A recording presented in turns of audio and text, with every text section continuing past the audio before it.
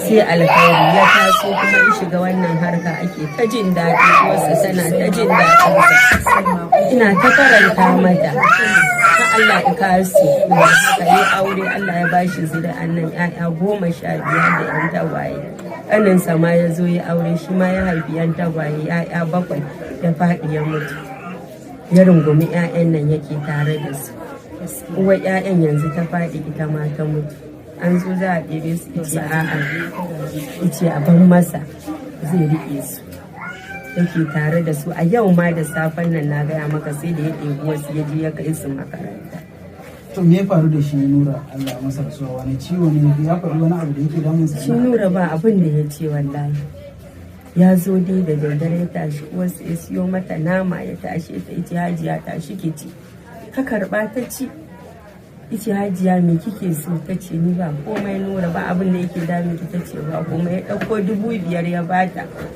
Ice gashi nan Hajiya ki dinga ci, ki daina fita ko ina. Ta ce to shi kenan Nura, ba inda zan je. Ya zo ya zauna da daddare aka kwanta aka tashi, ya tashi ba abin da ya same shi. Ya je masallaci ya sallah, ya ɗauki da la'ilinsa ya karanta ya taho izo sake don isa a gaban ta. Ice Hajiya ki yafe mini. Ta ce to ni Nura me ne maka? Da safen nan Ice Nura me kai mini? Ni ba abin da kai mini Nura. Ice ni dai ki yafe mini. Ta ce to Nura na yafe maka. Ya koma ɗakinsa, rungume da la'ilinsa ya kwanta. Ina kwance. Hajiya ta zo ta fita za ta ji gidan makociyar da ta mata wani. Sai yara suka bi ta, mata ta shigo ɗaki ta ce Nura gyara kwanciyarka.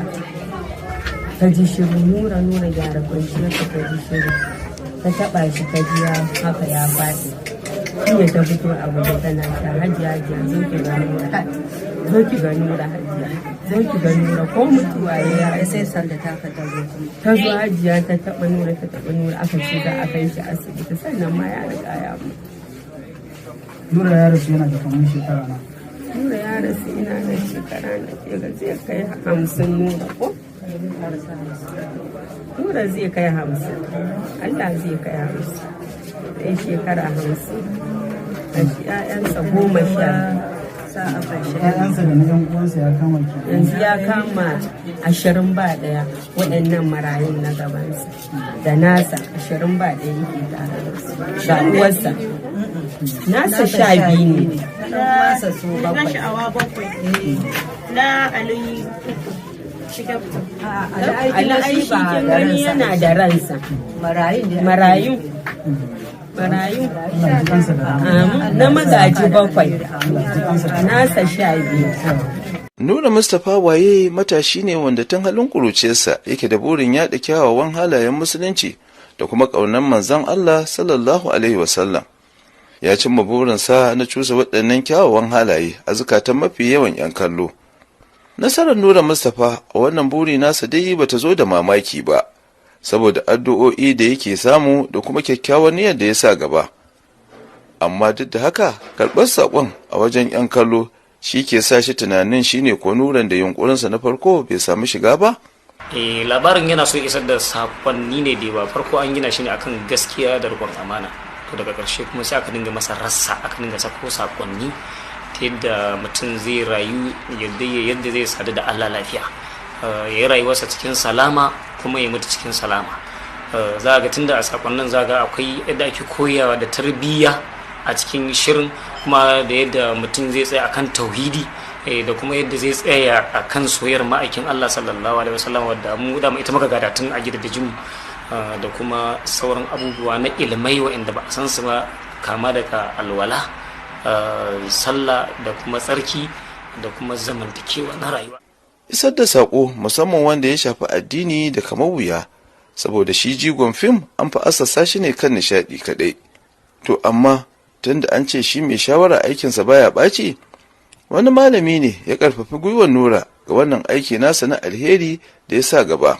Shi ai fim kamar kwalaba yake, idan kaga dama za ka iya zuba masa rubutu, idan kaga dama za ka iya zuba masa giya, in kaga dama za ka iya zuba masa zuma. To idan ka ɗauko yanzu fit ɗin Izza So, to kaga da rubutu da zuma aka zuba masa. miliyoyin mutane suna kallon wannan shiri kuma suna tura saƙonni waɗanda su ne ma'aunin karɓar da 'yan kallon ke masa. Wallahi tallahi akwai wasu a lokacin tun farko-farkon ma kafin shirin ya nisa irin kawai dan dai ba zan iya zuba ruwa a kasan sha bane. Akwai wanda ya taba sun turo da sakonni cewa da suna yin wani abu mara kyau amma ta dalilin kallon shirin Izza So sun daina. Akwai wanda ya ce shi ma'aikacin gwamnati ne amma ta dalilin shirin fit din Izza So ya daina satar kuɗi. Wasu 'yan kallo sun bayyana ra'ayoyinsu wanda sun zo ɗaya da ra'ayoyin da Nura Mustapha ke samun sakonninsu a koyaushe. Ina gani sosai don baya wuce ni gaskiya duk sati ina kalla. Akwai darasi da zaki ce kin kwaikwaya? Gaskiya sosai ma kamar na ɗauki darasi a Izza So sosai. Kamar wanne da wanne kenan? Kamar irin gaskiya, riƙon amana, tausayi da kuma son manzon Allah sallallahu alaihi wasallam.